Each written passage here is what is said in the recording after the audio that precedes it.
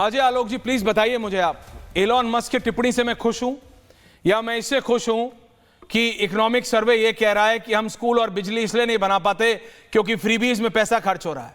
अजय आलोक जी मैं इसलिए खुश हूं क्योंकि एलॉन मस्क मार्स में घर ढूंढ रहा है, या मैं इसलिए खुश हूं कि भारत में गरीबों को घर मिलेगा लेकिन सरकार के पास फ्रीबीज के लिए पैसा है, बिजली और स्कूलों के लिए नहीं। अजय आलोक जी, पूछता भारत, दादा बताएं।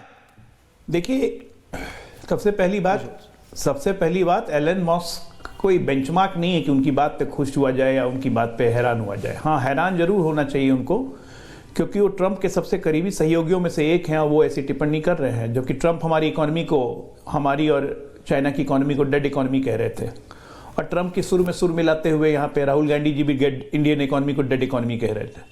तो और एलन मस्क ने बिल्कुल वैश्विक आंकड़े दिए हैं कि रियल टाइम ग्रोथ जीडीपी में किस देश का कितना हो रहा है, जिसमें चाइना 26.6% है, हम 17% हैं, डबल नहीं है चाइना हमसे।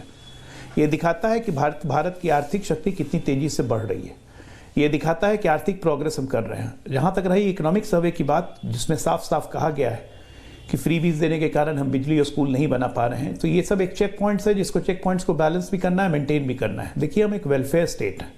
सबसे बड़ी बात कि अगर हम जनता के लिए कोई भी सरकार करती है, चाहे भारतीय जनता पार्टी करती हो, चाहे विपक्ष की कोई सरकार करती हो, ये उसका अधिकार है निश्चित तौर पे, लेकिन वो एक डॉटेड लाइन क्रॉस नहीं होनी चाहिए कि यहाँ से आपकी वित्तीय समस्या शुरू हो जाएगी।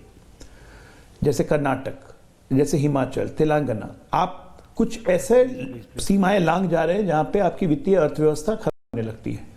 डेट टू जीडीपी रेशियो जब तक 80-85% रहेगा, आप बहुत अच्छे जा रहे हैं। मैं बिहार का एग्जांपल देता हूँ, अंडर डेवलप्ड स्टेट है, 3.25 लाख करोड़ का बजट हो गया, 10-10 हज़ार रुपया हमने दिया महिलाओं को, आज रोजगार शुरू कर रही हैं। हम लोगों ने चिन्हित करना शुरू कर दिया है जिनको 2-2 लाख रुपए और देंगे, लेकिन ये सब हमारे वित्तीय फाइनेंशियल हिस्सा के अंदर में है। आज हमारा debt to GDP ratio Bihar का मात्र 85% है। दैट मीन्स कि हमारी इकोनॉमी अच्छी जा रही है, कंज्यूमेबल इकोनॉमी है। तो बिना इकोनॉमी को समझे हुए जो सरकारें रेडिया बांटना शुरू कर देंगी, उनका तो गड़बड़ाना तय है, और वही आर्थिक सर्वेक्षण दिखा रहा है, तो उसमें गलत क्या है।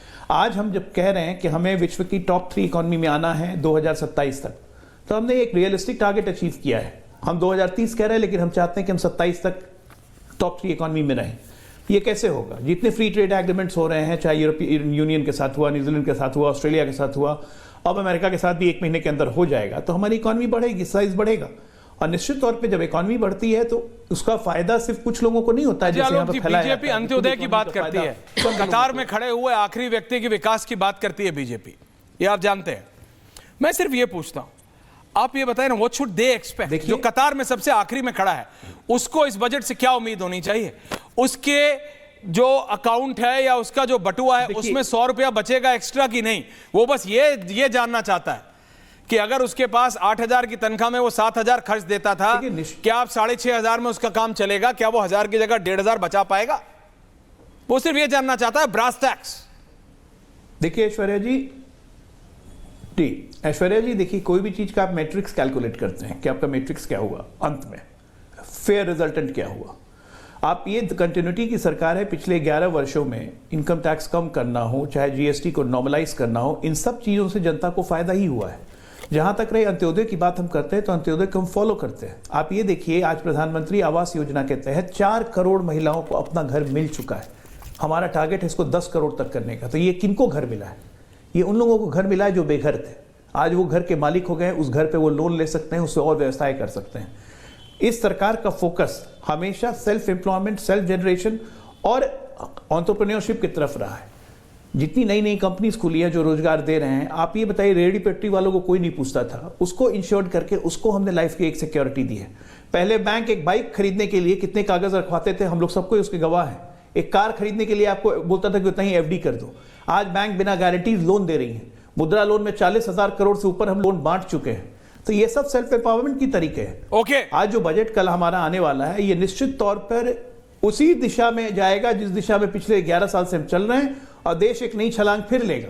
हर बजट के साथ हमारी इकोनॉमी इंप्रूव हुई है। पिछले 11 साल का रिकॉर्ड है ऐश्वर्या जी, आप निकाल के देख लीजिए। जब हम आए थे 1.8 ट्रिलियन पे हम आए थे, और 11 वर्षों में आज हम 4.8 ट्रिलियन, 5 ट्रिलियन पे खड़े हैं। और हर वर्ष में हमारी इकोनॉमी बढ़ी है और हमारी गरीबी कम हुई है। इसलिए आज रिकॉर्ड मात्रा में 25 करोड़ लोग गरीबी रेखा से बाहर निकले हैं। आज इन्फ्लेशन की दर सिंगल डिजिट में है, ग्रोथ ऑलमोस्ट डबल डिजिट में जा रहा है बहुत सारे राज्यों में। ये हमारी स्ट्रेंथ है। उत्तर प्रदेश जो बीमारू राज्य कहा जाता था जी हरा कुर्ता के टाइम में, आज 1 ट्रिलियन की इकोनॉमी जा रही है। अनुराग भदौरिया बताइए ना, अनुराग ढांडा बताइए ना, रत्नाकर त्रिपाठी, सतीश के सिंह आ रहा हूं, अनुराग भदौरिया, समाजवादी लोग हैं आप तो। मैन्युफैक्चरिंग हो रहा है। ओके अजय आलोक जी, ओपनिंग कमेंट्स है। अनुराग ढांडा आ रहा हूं एक एक करके। देखिए अब मुझे बताइए प्रोफेसर अनुराग भदौरिया, थोड़ा आज ये मुंह बंद कर दीजिए सबका और मेरा भी, कि आप असली प्रोफेसर है, आज टॉपिक पे बात करिए। बताइए बजट के बारे में, बताइए अनुराग भदौरिया जी। देखिए अभी अजय आलोक जी ने जो बातें बताई सुन के कैसा लगा नहीं आता होगा कि पिछले 11 सालों से, बिल्कुल पिछले 11 सालों से आपने इतना डेवलपमेंट किया देश के अंदर में कि पर स्पेलिंग बोलो बजट का। अगर डॉलर में देखें तो 3000 रुपए। बजट का स्पेलिंग बोलो, गूगल मत देखो। अभी पूरी बोलने दीजिए। अभी मैं आपके बीच, अरे फर्जी डिग्री वाले अभी चुप रहो, अभी मुझे बोलने दो। अभी तो हमें पता है आप फर्जी डिग्री लिए बैठे। अरे बजट का स्पेलिंग तो बोल दो। अब मुझे बोलने दो। सवाल ये है कि अरे बजट का स्पेलिंग बोलो ना। फर्जी BUJET नहीं होता है। लिए बैठे हो तो हमें बोलने दीजिए। फर्जी बताएं कि 11 साल में भारतीय जनता पार्टी ने जिस तरह की बात की है, इसलिए ऐश्वर्या ने फर्जी प्रोफेसर बना दिया। पहले बौखलाने लगे, मैंने अभी नहीं अभी बौखलाने लगे। अब मुझे बजट का स्पेलिंग बोल दे भाई, मुझे बोलने दो। अब सवाल ये है, अच्छा बजट का स्पेलिंग बोल दो। फर्जी डिग्री वाले चुप रहो जरा, बोलने दो मुझे। अरे मुझे बोलने दो। यहाँ पे नाटक कर रहे हो। आपने 5 किलो चावल 5 किलो आटा में लोगों को लाइन में लगा रखा है। अगर उनको आपने उस लायक बना दिया होता, पैरों पे खड़े हो गए होते, तो आज आपको बजट की स्पेलिंग नहीं पड़ती। आज वो जो गांव में जिसको 5 किलो चावल 5 किलो आटा में जिनको लाइन में लगाया है, वो बजट बनाने की स्थिति में होते।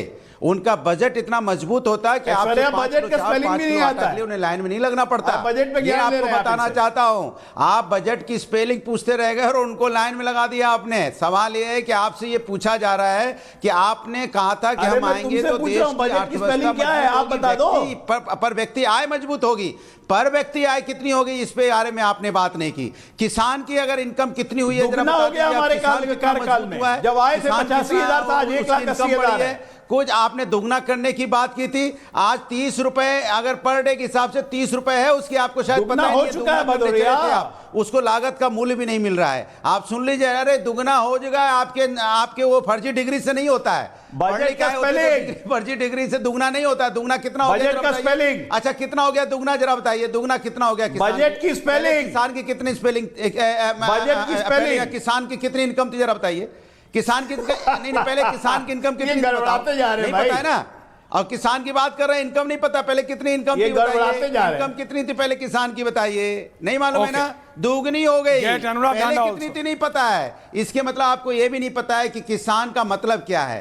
पहले आप किसान का मतलब समझिए, युवाओं की परेशानी को समझिए, बजट का स्पेलिंग नहीं आया। आनंद दादा आ रहा हूं, एम्प्लॉयमेंट को समझिए। आप डाटा लेके जो आते हैं ना, मैं आपसे पूछता हूं। Okay Anurag ji, now you are repeating yourself, repeat मत कीजिए।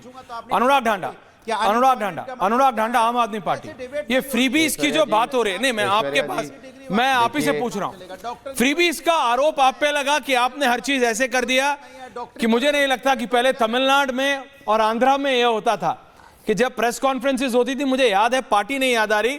अनुराग जी नाउ प्लीज रिलैक्स, बोल लिया, कितना बोलेंगे अभी? जब दक्षिण में तमिलनाडु की एक पार्टी ने पत्रकार वार्ता की थी, उसमें बाकायदा रखा था टेबल फैन, एक कुकर के अंदर चावल, हॉट प्लेट, इस तरह से प्रेस कॉन्फ्रेंस की थी कि अगर हम जीते तो एक घर का सेट करने का सामान देंगे। मुझे पार्टी शायद अम्मा की पार्टी थी, शायद ये डीएमके थी, जयललिता की, मुझे याद नहीं आ रहा कौन सी पार्टी थी, बट मैं बता रहा हूं ऐसे हुआ था। लेकिन आम आदमी पार्टी उसको अलग लेवल पे ले गई, फ्रीबीज को। ऐश्वर्या जी, बीजेपी भी पीछे नहीं है। बीजेपी ने उसका नाम अलग किया, लेकिन कर बीजेपी भी वही रही है, फ्रीबीज को हराने के लिए फ्रीबीज। अब उसके चक्कर में क्या हो रहा है, देश का बजट 5.1 लाख का 51 लाख क्या लिखा है, जो टोटल है 1.7 लाख करोड़ कैश स्कीम पे खर्च हो रहा है। आप समझ रहे हैं हो क्या रहा है? स्कूल और सड़क नहीं बना पा रहे क्योंकि फ्रीबीज देना है। स्कूल और सड़क नहीं बन रही हैं, क्यों? क्योंकि फ्री का सामान देना है। यह इसी सरकार का इकोनॉमिक सर्वे कह रहा है।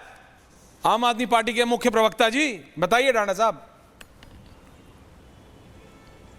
ऐश्वर्या जी, 77 साल बाद भी, मेरे को हटाओ, आजादी आनंद के 77-78 साल बाद भी अगर आप ये कहें कि बेसिक सुविधाएं देना, जिसमें बिजली, पानी, स्कूल, अस्पताल, अगर ये फ्री में देना गुनाह है तो हां, आम आदमी पार्टी ये गुनाह करती है, करते रहेंगे। बिना अच्छी शिक्षा के ना तो कोई देश विकसित बना ना बन सकता। कितना मर्जी विश्व गुरु का डंका पीटते रहिए, जब तक अच्छे स्कूल बन के फ्री शिक्षा नहीं मिलेगी, तब जब तक गरीब का बच्चा अच्छी पढ़ाई नहीं पढ़ेगा, तब तक नहीं होगा।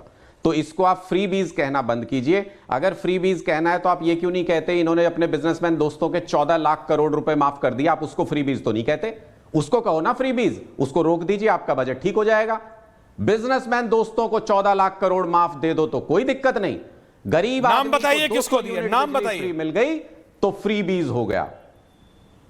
अरे सबको दिया है, एक बिजनेसमैन दोस्त इनका नाम बता दो, लीजिए। अदानी को, अंबानी को, किसको माफ नहीं किया? इनके दोस्त लूट लूट के बाहर भाग गए, माल्या जी बाहर भाग गए, मोदी जी बाहर भाग गए। माल्या तो सोशल मीडिया पे इंटरव्यू देके कहता है वही पॉडकास्ट जो आपको और आपके नेता को बहुत पसंद है, नहीं बचाते कि मैंने तो जितना था उससे 10,000 ज्यादा दे दिया, फिर आप सुनिए, 1,000-2,000 ज्यादा दे दिया, और आप सब फिर ट्वीट करते हैं उस पे, देखो माल्या ने ज्यादा दे दिया, फिर भी सरकार उसको प्रताड़ित करती है। यहां पे आप आग बोलते हैं माल्या लेके भाग गया। एक तो तरफ है ये डांडा जी माल्या के साथ हो कि खिलाफ? अपने ओपनिंग कमेंट 2 मिनट, मैं अपना ओपनिंग कमेंट रख लूं 1 मिनट के लिए, वरना अजय आलोक जी फिर से इस फ्रिवलस तरफ ले जाएंगे, बोलेंगे बजट नहीं बताएंगे, बजट के स्पेलिंग जानने हैं इनको। तो मैं सिर्फ इतना कह रहा हूं ऐश्वर्या जी कि हमको ये बात तो मुझे नहीं समझनी पता, आपको पड़ेगी पता है कि क्या क्या बेसिक जरूरत है। अपनी सरकार का बजट एक दिन पहले लीक कर देते थे ना, ये क्या फ्री बीज है। अरे आपकी सरकार का बजट जुमले होता है, जितने सुनने हो सुन लो। हर बजट में जुमला बताते हो, बोले 100 स्मार्ट सिटी बताएंगे, बता दी क्या? कितनी स्मार्ट सिटी बनी है अभी तक बताओ? बोले बुलेट ट्रेन चलाएंगे, चला दी क्या? रीना जी आ रहा हूं, रत्नाकर जी आ रहा हूं। बोले किसान क्या है दुगनी करेंगे, कर दी क्या? बताओ कितनी आवाज, कितनी दुगनी कर दी किसान क्या है? 2 करोड़ रोजगार देंगे, 11 साल में मिला के भी 2 करोड़ रोजगार दिए हो तो बता दो। झूठ बुलवा लो इनसे, झूठ को बजट नहीं कहते। देश के 2 नहीं 20 करोड़ रोजगार दिए, जाके ईपीएफओ का डेटा देखो, जिसमें सारे लोग शामिल हो, उसको बजट कहते हैं, उसको बजट कहते हैं। अरे क्या मैकेनिज्म डांडा जी, आपका मैकेनिज्म सबको पता है। आदमी को खाने के लिए रोटी नहीं मिल रही, आपका मैकेनिज्म सबको पता है। 1 बोतल दारू दो, 2 बोतल फ्री। देखो काय का डाटा देखो, 1 बोतल दारू बेचो, 2 बोतल फ्री। आपका मैकेनिज्म यही है। नहीं, एक पे दो नहीं। तो आज अरे दारू सारे बिजली कंपनियों में घोटाला, गुजरात में तुम्हारी सरकार दारू बेच रही है, इलीगल तरीके से दारू बेचने में पीएचडी हासिल है आपको। अपनी सरकार देखो, गुजरात में हर गली में पाउच मिलते हैं, पाउच। दारू बेचने में पीएचडी हासिल है आपको। हर जगह पे पाउच मिलते हैं गुजरात के अंदर। अरे अजय आलोक जी, अपने शराबियों को देखिए, अपने शराब का कारोबार करने वालों को देखिए। विजय माल्या जो बाहर चला गया शराब का अपने शराबी, मेरे तेरे शराबी हम लोग नहीं करते हैं। ये अपने शराबी तेरे शराबी वाले ही करते हैं, हम लोग नहीं करते। दोस्तों को देखिए जिनको आपने बाहर भगाया है, शराब के बदले भगाया कि पैसे के बदले मुझे नहीं पता।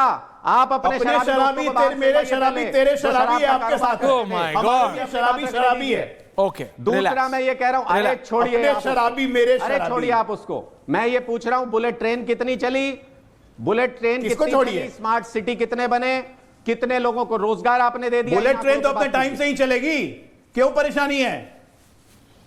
बुलेट ट्रेन तो अपने टाइम से ही चलेगी। 2022 तक चल रही थी, कब चलेगी?